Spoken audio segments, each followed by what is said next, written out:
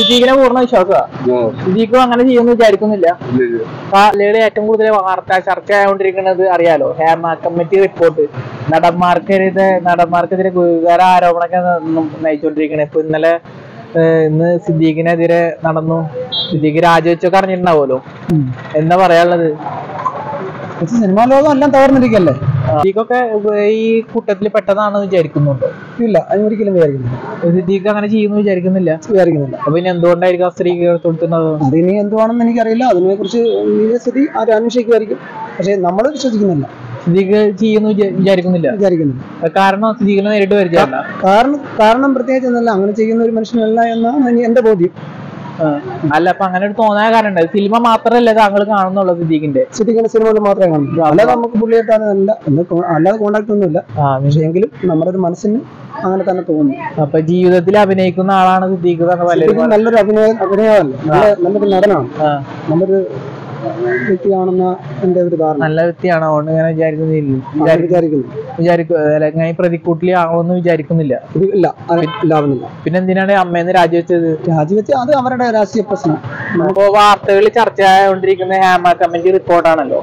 Hema committee റിപ്പോർട്ടിൽ അതിലിപ്പോ സിദ്ദീഖിനാണ് ഇപ്പൊ എല്ലാരും ചൂണ്ടിക്കാണിക്കുന്നത്. സിദ്ദീഖ് അടുത്ത രാജിവെച്ചു.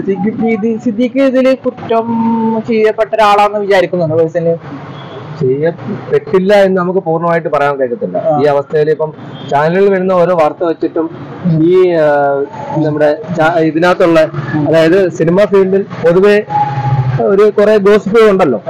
അപ്പൊ അതൊക്കെ വെച്ച് നോക്കുമ്പം ആരാ നല്ലവര് ആരാ മോശപ്പെട്ടവര് നമുക്ക് തിരിച്ചറിയാൻ പറ്റാത്ത കാലമാണല്ലോ. അപ്പം സാധ്യത ഉണ്ടാവാനുണ്ട്, സാധ്യത ഇല്ലാതാവാൻ സാധ്യതയുണ്ട്. അപ്പൊ ആ സ്ത്രീ പറയുന്ന വാർത്തകൾക്ക് ചേട്ടന് വിശ്വാസമില്ല? സ്ത്രീ പറയുന്ന വാക്കുകൾക്ക് വിശ്വാസം ഉള്ളത് കൊണ്ടാണ് പറയുന്നത്.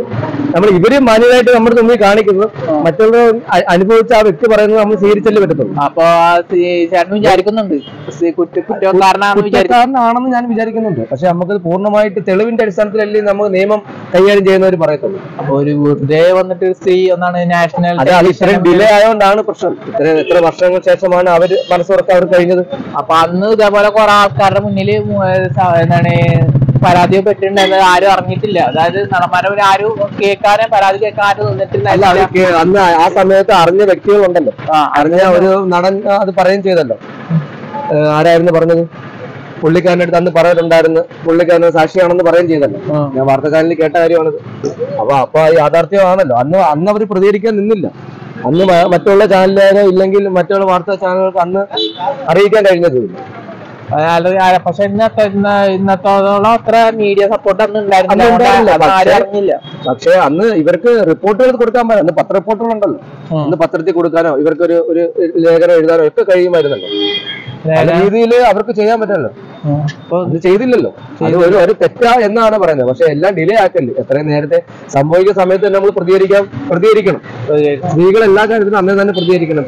പിന്നേക്ക് എന്റെ സാഹചര്യങ്ങൾ എങ്ങനെയാണ്, എനിക്ക് അതിൽ നിന്ന് ആ ഒരു ചിന്താഗതി മാറ്റിയിട്ട് അത് അങ്ങനെ തന്നെ പ്രതികരിക്കണം. ആരുടെ ഉള്ളാരും തുറന്നു പറയുന്നത് തുല്യത എല്ലാവർക്കും തുല്യത തന്നെയല്ലേ. അത് പുരുഷന് മാത്രമല്ലല്ലോ, സ്ത്രീക്കും തുല്യത തന്നെ. അപ്പൊ തുല്യത അവർ പ്രകടിപ്പിക്കാൻ അവർ കഴിയണം. ചേട്ടൻ ഹേമ കമ്മിറ്റി റിപ്പോർട്ടൊക്കെ കണ്ടല്ലേ? ഇപ്പൊ ന്യൂസ് ചാനലിൽ ഏറ്റവും കൂടുതൽ വാർത്തയാവുന്നത് ഹേമ കമ്മിറ്റി റിപ്പോർട്ടാണ്. അതിലും പല നടന്മാരുടെ പേരുകളൊക്കെ പുറത്തു വരുന്നുണ്ട്.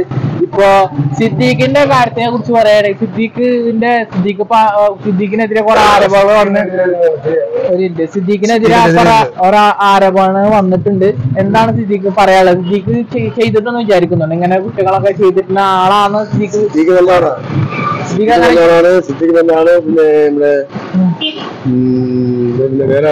അല്ല, സിദ്ദീഖ് ഇങ്ങനെ കുറ്റം ചെയ്ത ആളാന്ന് വിചാരിക്കുന്നില്ല. കുറ്റം ചെയ്ത ആളാണ്, കുറ്റം ചെയ്യില്ല. പിന്നെന്തുകൊണ്ടാണ് പിന്നെ സിദ്ദീഖിനെതിരെ ഒരു സ്ത്രീ വന്ന് പരാതിയൊക്കെ പെട്ടത്?